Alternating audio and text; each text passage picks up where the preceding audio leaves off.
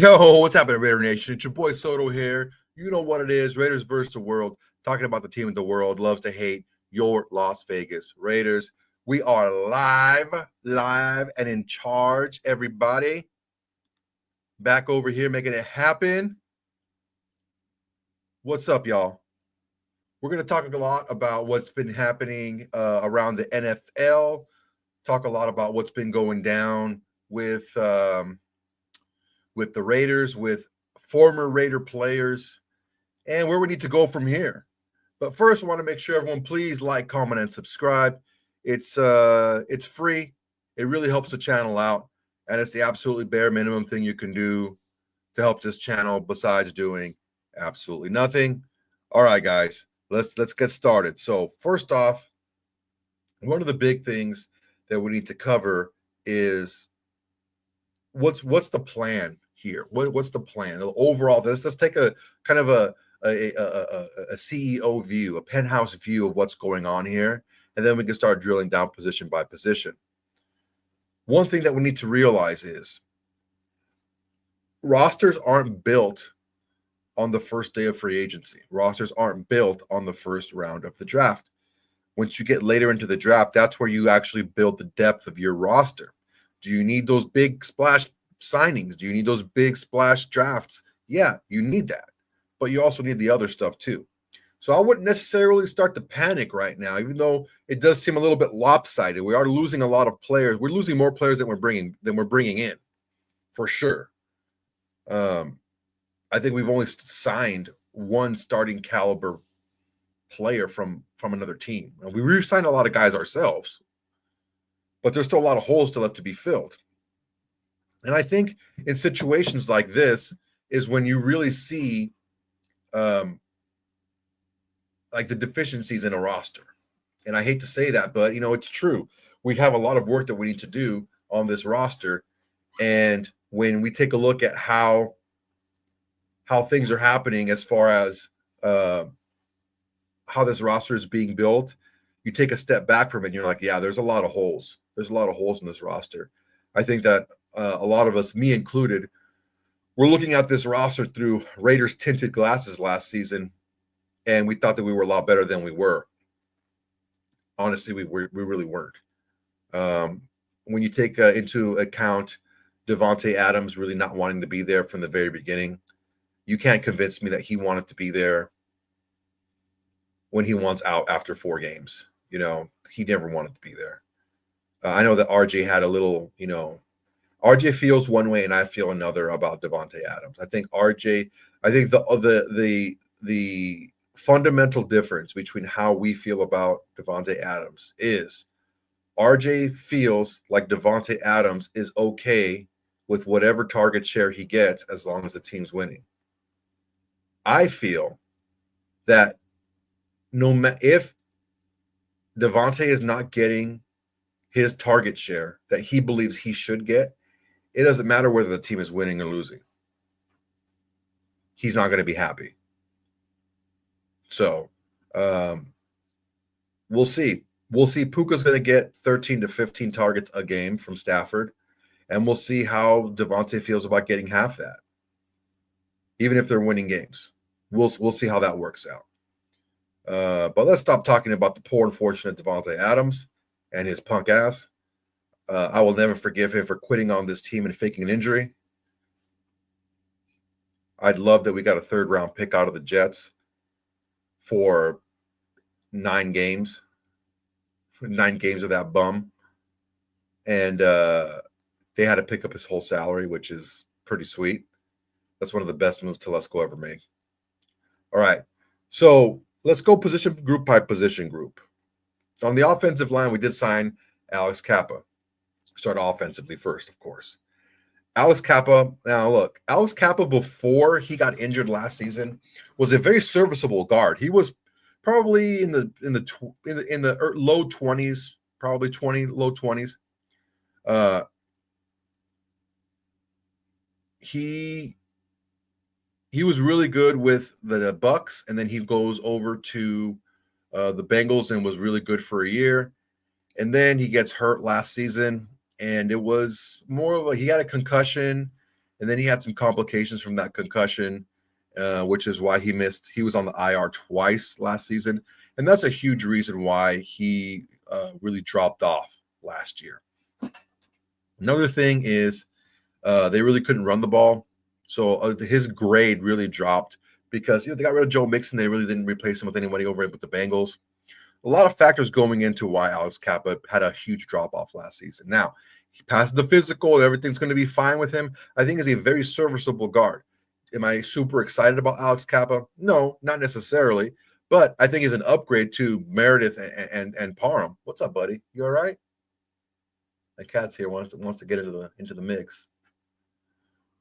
So, look, we have to start looking at these pieces as building blocks, right? If you're building a castle wall, okay, you want to fortify a castle wall to be able to defend yourself against attack, right? You need the huge, big boulders. You need the smaller rocks too, because all those rocks make up the whole wall. They make up the structure of the wall.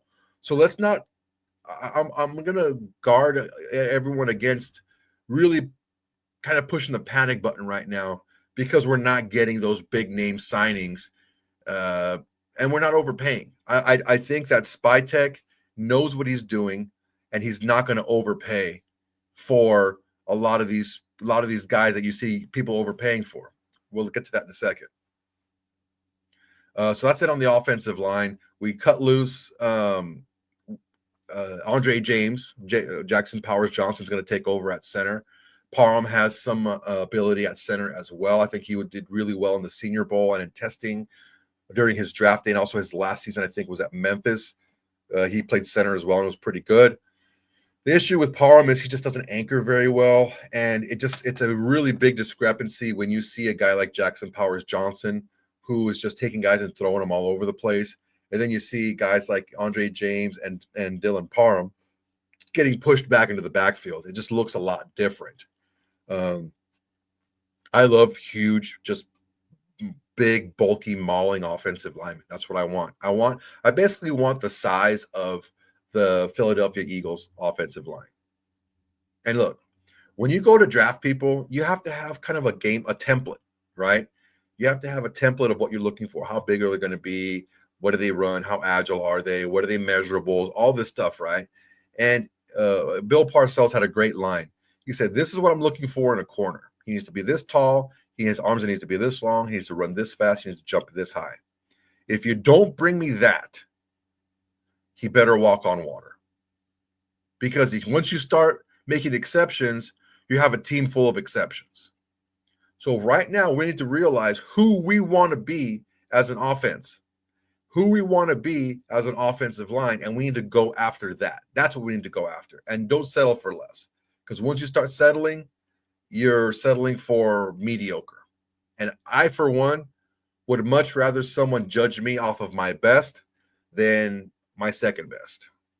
All right. Now, let's take a look with the quarterback. We traded for Geno Smith, a third-round pick that we got from the Jets for Devontae. And I think it was a great move. I'm a Geno Smith fan. I was a Geno Smith fan a couple years ago when we beat him up in Seattle. I thought Geno Smith played pretty well that game. I think that his line didn't do him any favors, but I think that there's a lot of circumstances that went into the fact that Seattle is in a very similar position than we were. They just had a better quarterback. And kudos to John Snyder and all those guys up there in Seattle. They realized what we have going on right now is not going to be enough for us moving forward, and they just cut bait on a bunch of stuff. They wanted Geno back, okay? They wanted to pay Geno more than they paid Sam Darnold. Let that sink in for a second. They wanted to pay Geno more than they ended up paying Sam Darnold. So for those of you who are like, "Oh, we should have got Darnold, he's a better player." No, not in the eyes of Seattle, and not in the eyes of Pete Carroll. That's two teams in the league right now that think Geno Smith is a better quarterback. How do you tell somebody what you think of them in the NFL? How much you pay them. Commensurate to the position, okay? So just let that sink in, all right? What we need to focus on here is this. We have the opportunity right now to change the face of our franchise, to flip it, to flip the script on this franchise right now. And I think the people who are going to follow the lead of the people like the Maxx Crosbys of the world and the Geno Smiths and the Pete Carrolls, you're going to follow those guys. You follow those guys, and you're going to be okay. You put the spotlight offensively on a guy and defensively on a guy, because look, your best player needs to be your best worker, needs to be your most reliable, needs to be your best practice guy, needs to be your best teammate. Our best player last season to start off the season was Davante Adams, and he wasn't any of that. You're not going to hear me say too many good things about Davante Adams, because I'll tell you something right now. The way he went out, I don't know if you guys know Spanish, if you guys know Spanish slang. I grew up in Long Beach, California. And in the Spanish community, the way that Davante went out, we have a name for that. And that's called a leva. That's somebody who was down, but they're not down anymore. You play that, you pull that nonsense, and the ripple effect went through the entire team. You can't tell me that having your best player on offense act like Davante did didn't affect the rest of the offense. It for sure did. But now you get your best player out there who's playing hard. The leader of your offense is going to be more often than not, especially if he's a veteran, he's going to be your quarterback. Last year we had the booger eater, and we had a Favre out there who was kind of who's a starter, who isn't. It's like a starter 1A and 1B, more like starter 2A and 2B. But look, the culture has to start somewhere. Really simple. The culture has to start from somewhere. And it's going to start from Pete Carroll. Pete Carroll's not going to start he's not going to be cussing. He's not going to be riding a low rider and all that stuff. And all that stuff was fine. I liked it. I was in for all the AP stuff. But you're not going to see Pete Carroll doing any of that. What you're going to see Pete Carroll doing is joking, having fun with his guys. But when it's time for business, it's time for business. And you're going to have a hard line of where the business is and where the play is. 100%. So Geno Smith comes over from Seattle for a third-round pick that we got for that bum Davante Adams. We'll see what happens with this contract. Ultimately, look, bottom line, baseline is Pete Carroll trusts Geno Smith, which is, that's a great first step, right? The head coach trusts you. Head coach wants you. Great. Now, what are we going to do for him? We need to get him more weapons on the outside. Don't get me wrong. I really like Jacoby Myers. I really like Trey Tucker. I like those guys. But they're not number one receivers. By some grace of, I don't know who, pick your deity and insert it here, Jacoby Myers got 1,000 yards last season. He deserves it. He worked hard. Tough situation. But if he's your number one receiver going into the season, that's pretty tough, man. We need more out there. We need more. So we need some more on the offensive line. We need more weapons. The quarterback is there. I think Aiden O'Connell is going to be a really good backup for us. I think he's going to have to play a little bit this season because you never know, right? You never know. Hopefully he doesn't have to, but if he does, okay, fine. I'm okay with Aiden O'Connell in short spurts.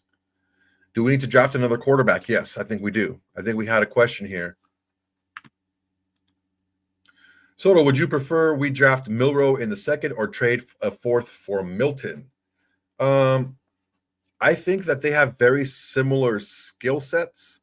I do think that Milton has a stronger arm.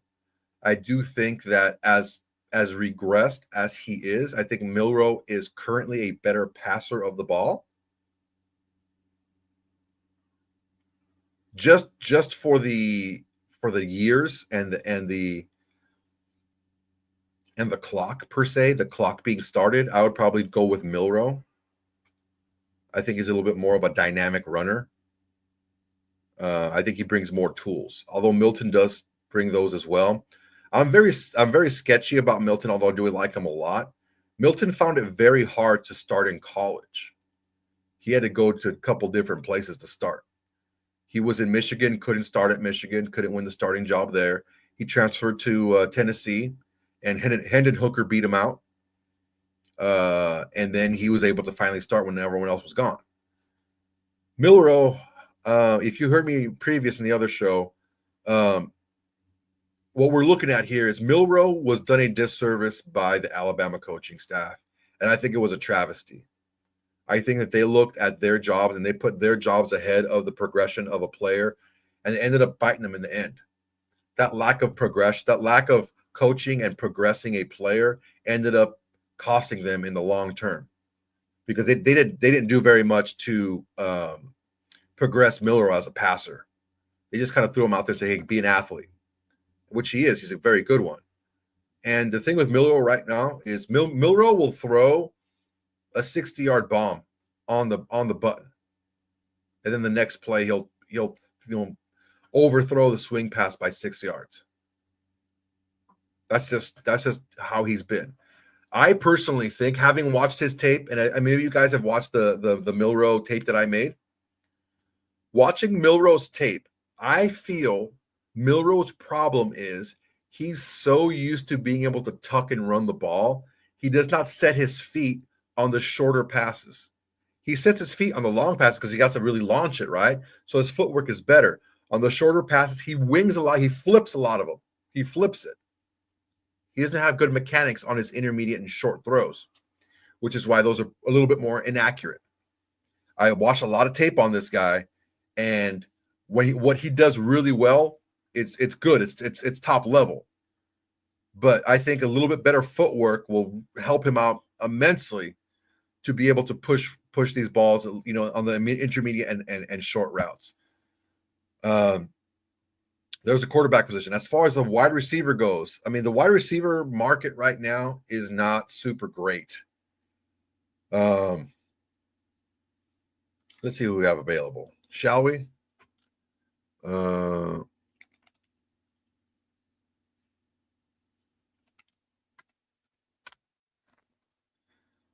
thing we need to take a look at here is it's a balancing act here. You got to balance who's available to how much you have to pay for them. Because, I mean, if you overspend on a wide receiver, that could be money you could spend on a guard, and that guard can help your run game, and your run game will impact your offense a lot more than one wide receiver will. Let's take a pick here.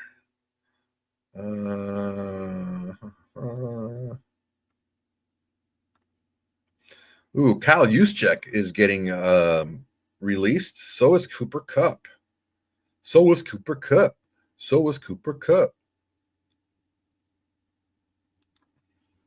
Cooper Kupp will be interesting. What do you guys think about Cooper Kupp? He'd be an interesting get. That'd be kind of funny, huh? A couple of years ago, it was Cooper Kupp was the best receiver with the Rams, and Devontae was the best receiver for the Raiders. And it could be the Cooper Kupp is the second best receiver on the Raiders, and Devontae as the second best receiver on the Rams. Possible. All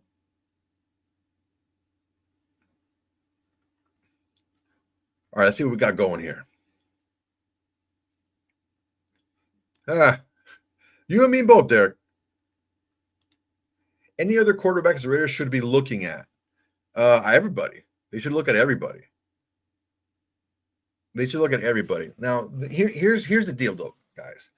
Once you drop out of the first round, a guy starting in the first round for like multiple years is about 65%. Second round, it drops about half to about 33%. So only a third of the second round quarterbacks end up starting significant time. Once you get into the third round, that's like 10%, and it just gets even lower and lower from there. So I wouldn't expect too much of a lot of these quarterbacks that are going to be taken a little bit later.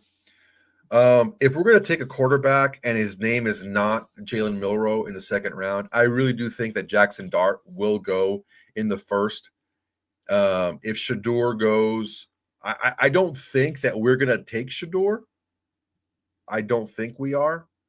I think that we're going to want, because we traded I mean, I still think a third rounder is a premium pick. A third rounder should start on your team. You draft a guy, it's not a quarterback, a project guy. If you're drafting a guy in the third round, he should start. If not right away, within the first couple of weeks.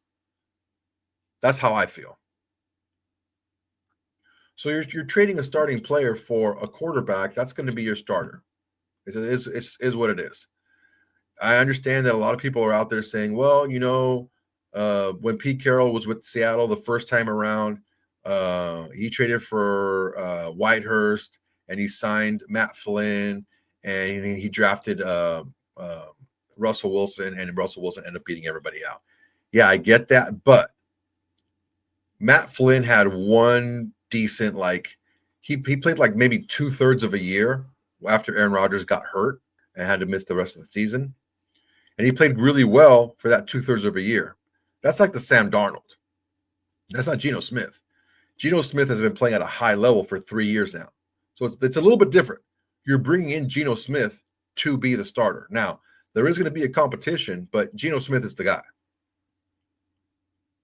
So I don't know that drafting a quarterback in the first round is going to be a good thing for us it's like everyone was scratching their heads when it came to what Atlanta did last year. Now, it ended up working out for Atlanta, but one of the big reasons that nobody wants to talk about having Kirk Cousins in Atlanta and then drafting Michael Penix Jr. is the fact that Kirk Cousins was coming off of a torn Achilles, and he was much older.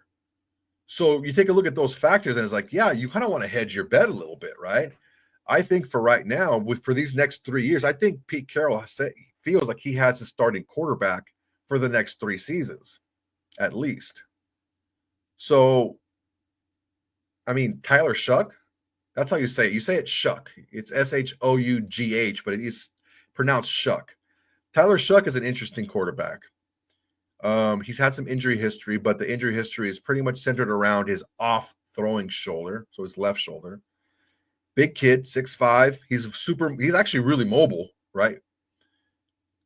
Great arm. He played really well last year at Louisville. Bounced around a little bit because of the injury history. But he's a guy that I think if Jackson Dart is gone in the first round, which I think he will be a late first-round pick, and then we don't get a chance to take a Milroe in the second, if we wait for our third-round pick and get a Tyler Shuck out of that, I would okay, I think it'll be all right. No problem. Kevin Lurker. It's a great name, Lurker. Like F-bomb. I don't understand. Can I have some more context, please?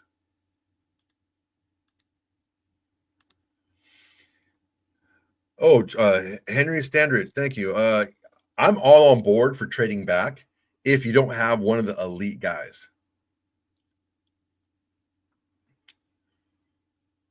Oh, yeah, like that. That's how you say it. So look, my elite guys are Cam Ward, Abdul Carter, Mason Graham, Travis Hunter, Will Campbell. If those guys are taken and there's no one less to take, Ted McMillan is nice. Genty would be nice. Will Johnson would be nice. Membu would be nice. But if all those 4 premium guys are gone, all 5 of those premium guys go ahead of us, we should seriously think about trading back. For sure. I think that would be a great thing to do, to trade back into I wouldn't go any further than 12, 11 or 12-ish. I wouldn't go any further than that.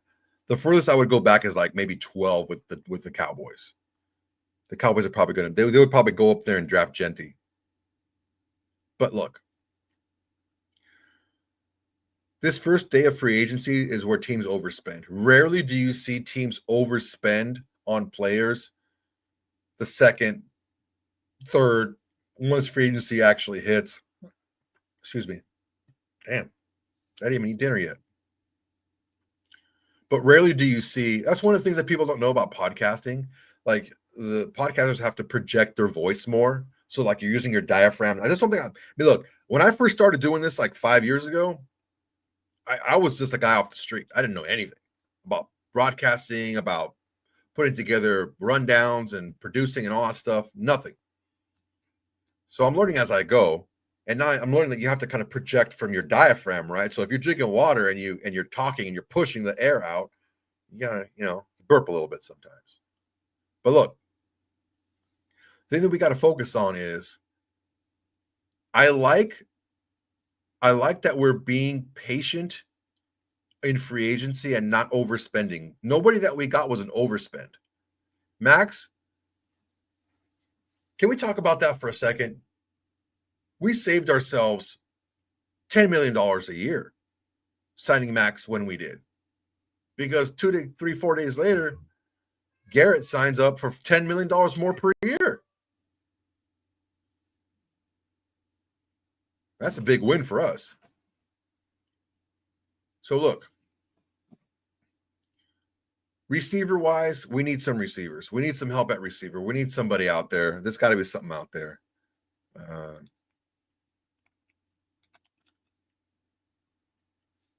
Let's see what we got going here. T. Higgins technically can still be had on a trade and sign. He's got the franchise tag on him, but no. Stephon Diggs is out there. He's been hurt. Keenan Allen's out there. He's been hurt. Nook Hopkins is out there. He's, whatever. There could be Darius Slayton has re-signed. Elijah Moore's out there. I like Elijah Moore. I'll be honest with you right now. A lot of people don't like Elijah Moore because they say he hasn't been very productive. Bro, he's played for the Jets and for the Browns. Like, you tell me some super productive wide receivers who have played for the Jets and the Browns, just by themselves, let alone going from the Jets and the Browns back to freaking back. Elijah Moore was an electric player coming out of college. I think signing Elijah Moore would be a sneaky pick. He's not a number one receiver, but he's more depth in the receiver room, and he would already be our second best receiver behind. I mean, he might be pushing Jacoby Myers. I really like Elijah Moore. I think he's electric is the word to use for Elijah Moore. Amari Cooper's out there. He's a little bit older. He's already 31 years old. I'm not too keen on that. If I'm going to spend big free agent money, it would probably go with Elijah Moore. I think Elijah Moore is a safer bet at wide receiver. In the running back spot, Dobbins, I wouldn't touch the 10-foot pole. Najee Harris signed with the Chargers. Nick Chubb is out there. That's a tough one for me, man. I do love me some Nick Chubb, and he would be another season off from that major knee injury. But he's 29 years old. I don't know how much time he has left. I don't know. Javonte Williams signed already. Aaron Jones signed back with the Vikings. There's Cam Akers. I think Cam Akers is not bad. Because look, I want to get I want to get two running backs out of this draft class, but we need a veteran presence as well. And I think Cam Akers would be not bad. He's only 26 years old. Yeah, a cheap 2-year deal for Chubb. I wouldn't mind it. Chubb is still, look, everyone sees like these guys coming back from injury right away. And, oh, he's back and he's great. It doesn't always happen that way. People are different. And seeing as Chubb was able to come back last season and perform okay, it bodes well for him. One more year out of that. He's not quite 30 yet. I think we get him at the years of 29 and 30. I think it'll be okay. He'd be a nice pickup. I like him. I like Akers. I don't want to touch Kareem Hunt. All right. Tight end wise, I think we're going to go young with tight end. Guys, if you guys write down anything that I say, interior offensive line, running back, defensive line, so the hybrid defensive line, defensive ends, and then the defensive tackles, and tight end / H-back. Why do you think the Niners are letting Juszczyk go? He's a little bit older, plus this draft is just chock full of tight end / H-back players. A lot of them. You can get a guy in the 5th, 6th round that's going to be a starter on your team. Maybe most teams, maybe not us. Offensive tackle, who we got out there? There's just a lot of guys. I mean, I guess, is Cam Robinson still available? Jedrick Wills is out there, I believe. Dude, the freaking Chiefs gave Jalen Moore the bag. Did you guys see that? Jalen Moore got pizzed by the Chiefs. But yeah, Cam Robinson would be nice. Jedrick Wills would be nice. I know we have DJ Glaze out there, but, we might kick him inside. Who knows? Here's my guys. My guys right now are in the interior offensive line. I think it's a huge area of need for us. Will Freeze, only 27 years old. He is the bully. I think it'd be a great asset. Mekhi Becton, again, 26 years old. Nice and young. That's how I like him. Mwah. Nice and young. Those are excellent players on the interior of our offensive line, for sure. Hey man, where was that dude that was giving up all the super chats and with the windbags? Where did he go? Center, I think we're okay. Defensive tackle, oh man, I was heartbroken. I wanted Milton Williams so bad. We didn't get him.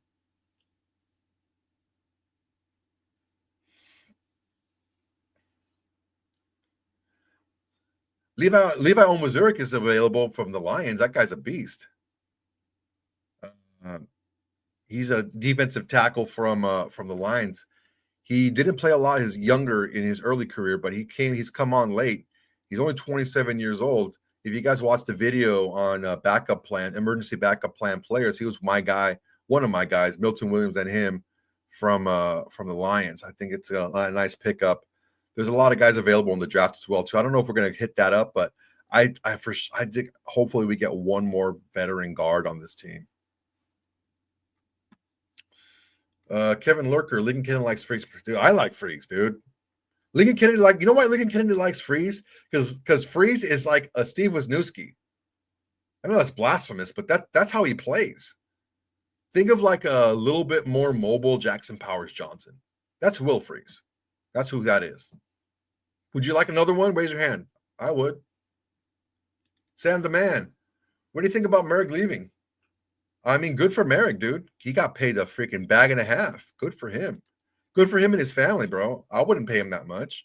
I think he's a good player, but I don't think he's worth it much deep. Merrick got top end corner money. And a corner is infinitely more valuable in today's NFL than a safety. Even a versatile safety like Merrick. Because guess what, guys? We got just as versatile a safety in Chinn without the brand name for a third of the price. I'm down for that. You guys down for that? Definitely something we need to work, an area that we need to fill. I don't like the fact that Merrick went so early. I think it's just the Panthers identified him as a guy that they needed, and they just threw a ton of money at him. They were probably getting overbid. Again, Sam the Man, Spillane leaving hurt. I like Spillane a lot. I think he played really well in our system. I do think we needed someone as an upgrade in that position. I think there were times where he took bad angles because he guesses a lot. And I don't think he was as good in coverage, despite the fact that he did get a lot of interceptions. I think there's just an upgrade available. I think that we could have probably gotten Dre Greenlaw. He did not sign for that much with the Broncos. I was pretty hurt about that one. My issue with losing Spillane is how are you going to, if you let Spillane walk? I understand letting Spillane walk because Vrabel just threw up a bunch of money at him. I get it. I understand that. But who are you going to get to replace him? I don't know that his replacement is on the roster. And if you're going to draft a guy to replace Robert Spillane, it's going to have to be one of the top 1, 2, 3, linebackers in this draft. So it's going to be a pretty high pick.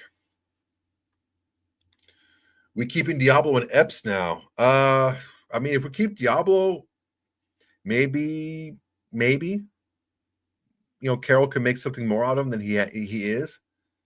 I'm not super high on paying him a ton of money because I think although he's very physically gifted, I don't think that those physical gifts have translated to production on the field. And that's ultimately what you're looking for, is the production. Epps, it's going to have to be a pretty low deal to bring him back. I think we can get guys in the draft. There's a lot of safeties out there in the draft. There's a lot of sneaky. I mean, if you guys watch the combine, how fast some of these corners are, there's some corners out there who we can get pretty late. We're pretty good. On the defensive end, I am super jacked that we got back Malcolm Koonce. At 27 years old. Here's the issue with Malcolm Koonce. No, I thought Murphy signed back with the Vikings, if I'm not mistaken.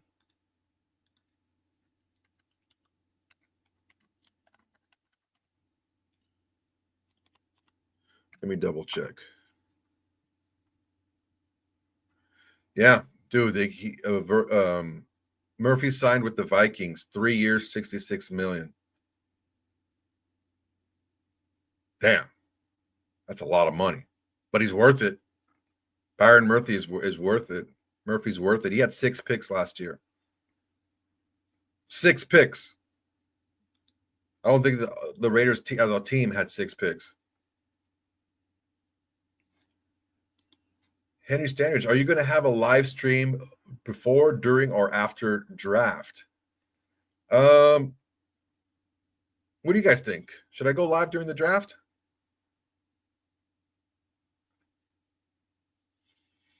We'll see. I'll put up a poll. See what you guys think. I would like to, but I mean, I kind of want to watch the draft as well.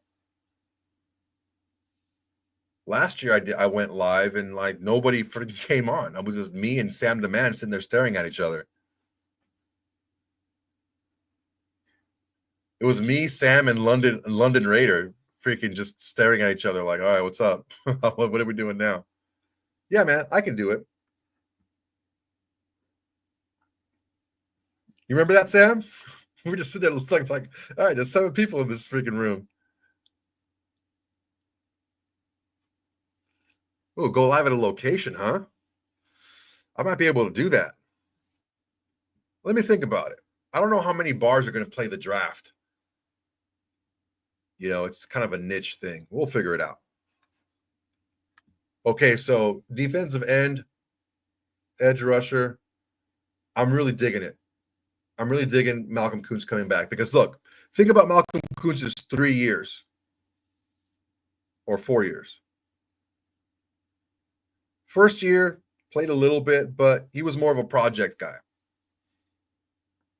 He was playing behind guys like Carl Nassib.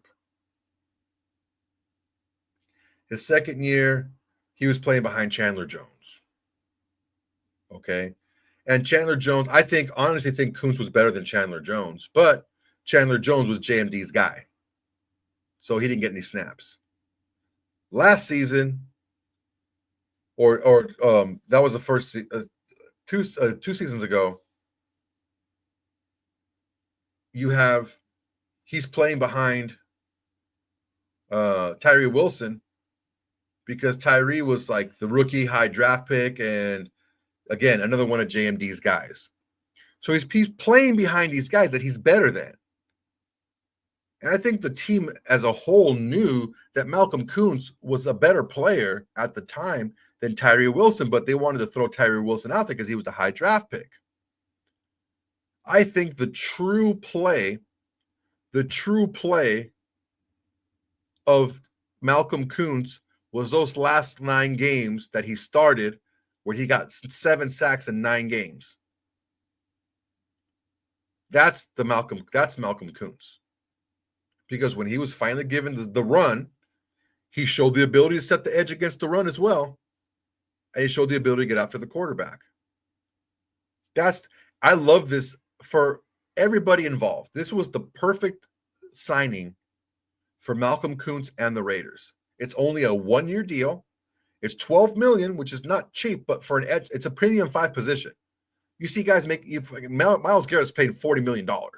Okay. You get and Khalil Mack got 18 million fully guaranteed for 1 year.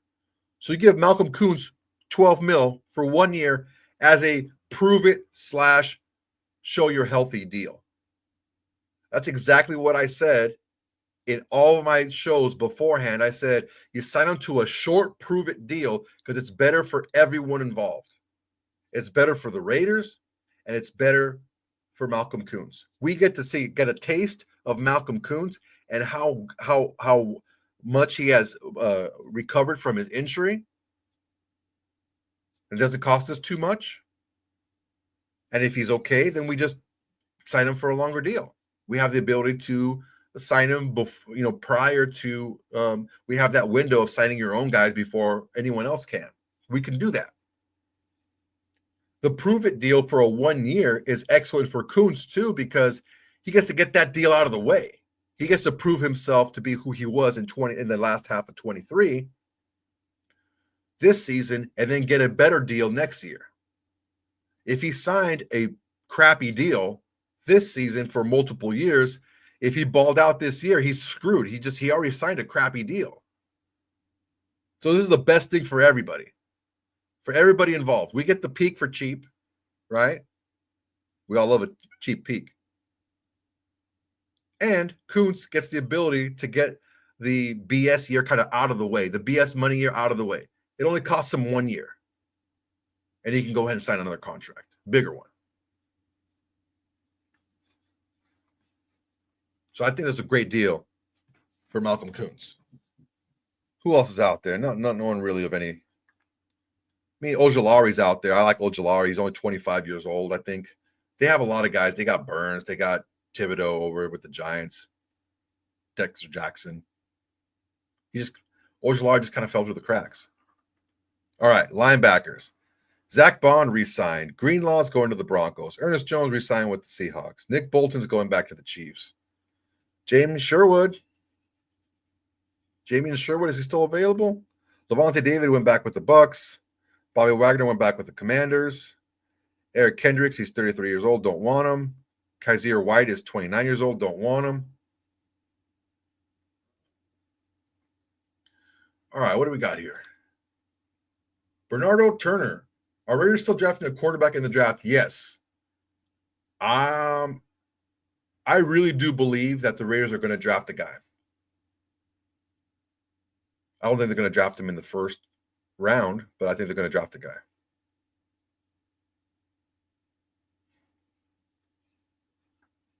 For sure.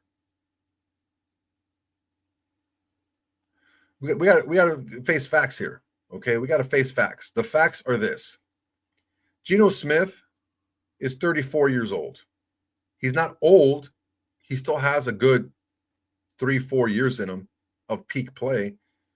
But, I mean, even Aaron Rodgers after 40 hasn't been Aaron Rodgers. The only guy to do it after 40 has been Tom Brady and George Blanda. But look, we need to get that next guy up on deck. Who is that going to be? I don't know. I talked about Jalen Milroe. I think he's a good get.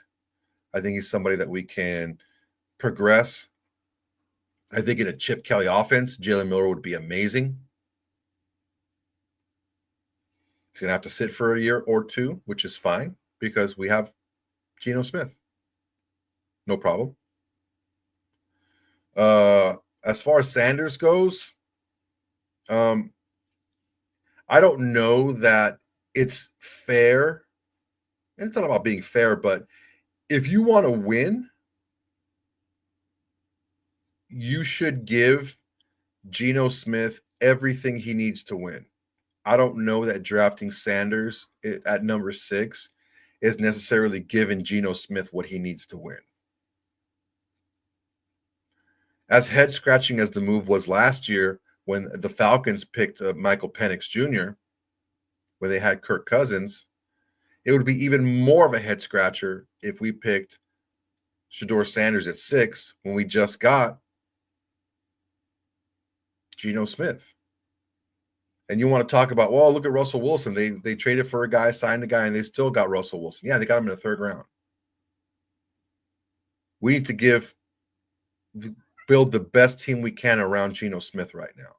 And I don't know that necessarily drafting Shedeur Sanders is doing that.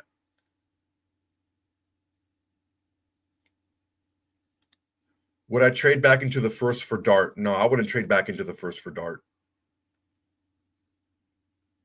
And I'll tell you why. Because Dart's not going to play right away. And if you're going to trade back into the first for a player, he better have something elite about him. He better have some elite traits about him. Which is why, I mean, I would trade back in if let's say this was just a big circle jerk, right? Everyone talking about how weak this quarterback class is a big jerk off. Okay, 3 quarterbacks go in the top 8 picks. Let's just say, for example, okay, and then we're stuck like, hey man, Milroe's out there. We should probably jump into the first to get him. Okay, fine. But the issue we're looking at is, what are you going to have to give up to get there? And again, is that giving Geno Smith the best chance to succeed by trading up for a quarterback that you know is not going to be ready to play for 2, maybe 3 years?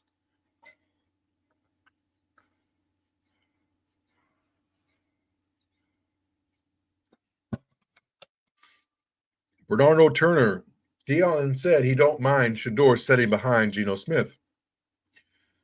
Yeah, Deion Sanders also said he doesn't. He also said that Shedeur Sanders is going number 1.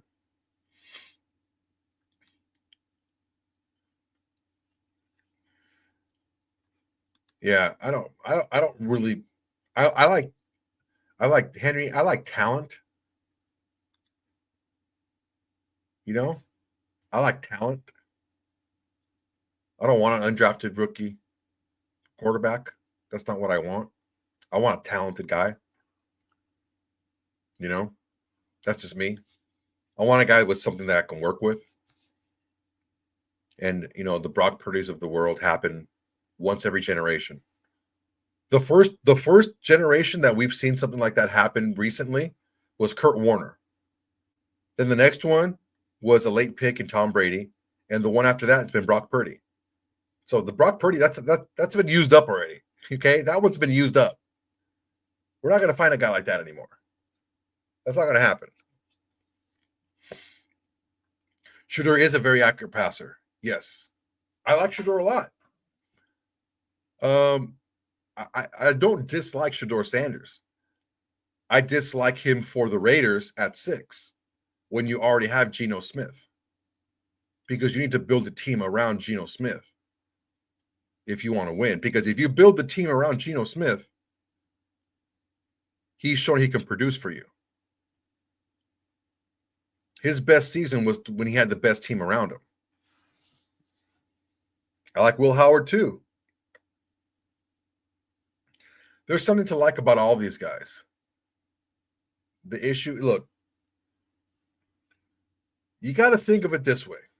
Think of quarterbacks like flowers, okay? Some of them are very delicate in the sense that they need just the right soil, just the right amount of water, just the right amount of sunlight. They need you to talk to them. They need you to keep them away from other plants. They need the perfect situation. They need the perfect situation to succeed, to thrive.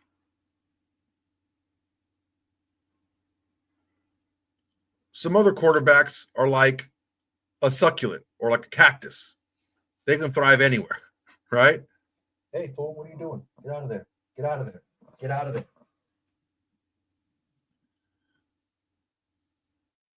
Like a Josh Allen, like a Joe Burrow, who had a terrible offensive line. Great weapons, terrible offensive line. Like a Patrick Mahomes. Now, they were put in good situations, but their talent is just, Lamar Jackson was a little bit closer to the delicate flower than to the succulent. He had to go to the right situation. Now he did, and he worked hard and maximized his but he needed to go to the right situation in order to be successful. That's what a quarterback is. Now, Geno Smith, you need to put the best situation out there for Geno Smith. Drafting Shedeur Sanders number 6 is not doing that. You're not giving yourself the ability to build a strong culture, to win games, to maximize the opportunity that you have right now, because there is no guarantee that Shedeur Sanders is going to be better than Geno Smith. None. Zero. There's no guarantee at all. What you know about Geno Smith right now is if you put a good team around him, he can get you into the playoffs. He can win a lot of games. He won 10 games last year, and they missed the playoffs, but he won 10 games.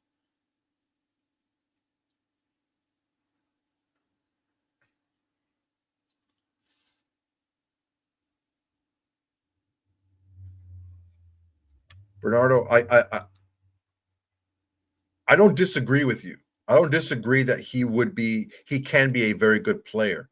But what I think you're looking at this situation as how is the situation going to be best for Shedeur Sanders, as opposed to how is it going to be the best for the Raiders.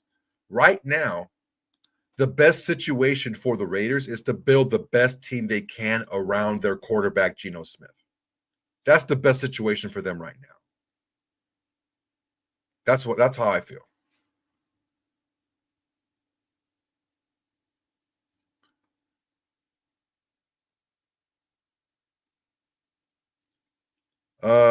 Raiders draft a quarterback in the top, a running back in the top 3 round. I hope so. Look, if we trade back to like 12 and Genty is still there, we take him at 12. Dude, Genty can be he can be like LaDainian Tomlinson good. Like he can be that good. Bernardo, 3 years, then what? Well, I'm saying you draft another quarterback this year, maybe not at just not at 6. The quarterback market or the quarterback prospects in this draft,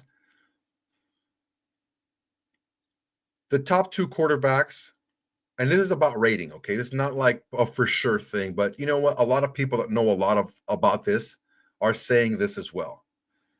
Ward and Sanders would have been behind or very close to the last of the group of 6 last year, which was like the Bo Nixes and all that. Okay. Next year, there's going to be quite a few quarterbacks that are going to be rated a lot higher. And I don't know that you necessarily have to get the guy right now.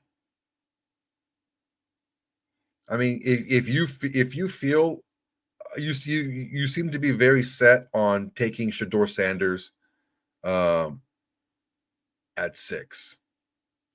Let me ask you, with all the holes that we have on this roster, and this is a question for everybody here, because I think this is a very common thing that we fall into. And it's not necessarily a bad thing either, because it could turn out to be great. And you could turn out to be looking like a genius. I don't know. I don't have a crystal ball. But we need help on the offensive line on the interior. We need help on the defensive line. We need just more depth on the defensive line. We need starting linebackers with the S, plural. We need starting corners with the S, plural. Probably we need another safety. We need all of that on our team. Plus, we also need another weapon on the outside. How does taking a player with your best pick that's not going to play help you now? Because what has John Spytek and Pete Carroll and Tom Brady, what have they all been preaching? What message are we sending to Maxx Crosby, who we promise we're going to try to win now if we pick a quarterback for the future instead of picking a player that can help us now? I don't know.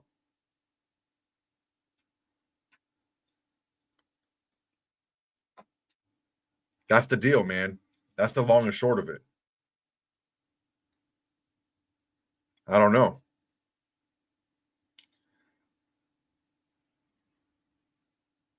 You get Deion too. Look, I like Deion Sanders too. I think he was great with the NFL Network. I'm not super impressed with him as a coach. I think he won a lot of games at Jackson State because he had 2 first-round picks playing for him, and no other team in the HBCU had first-round picks playing for him.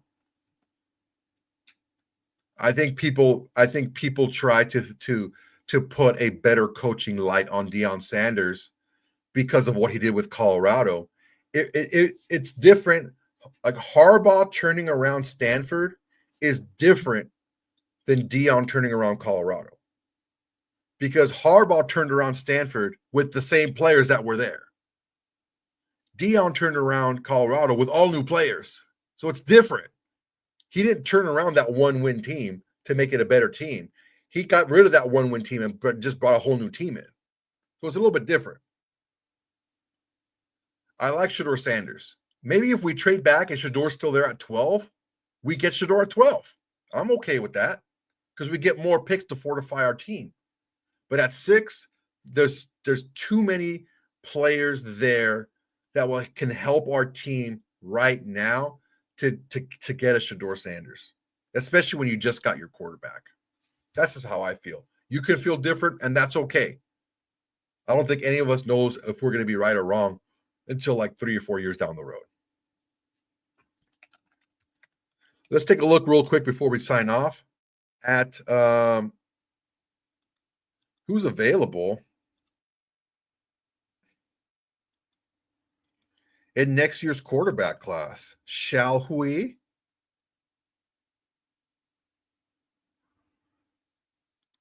Next year's quarterback class. Oh my God, dude. What? What? Arch Manning, Nico Iamaleava, and Drew Aller are the top 3. Yeah, these 3 quarterbacks are going to be better than both the quarterbacks that are here right now. Yeah, it's definitely look.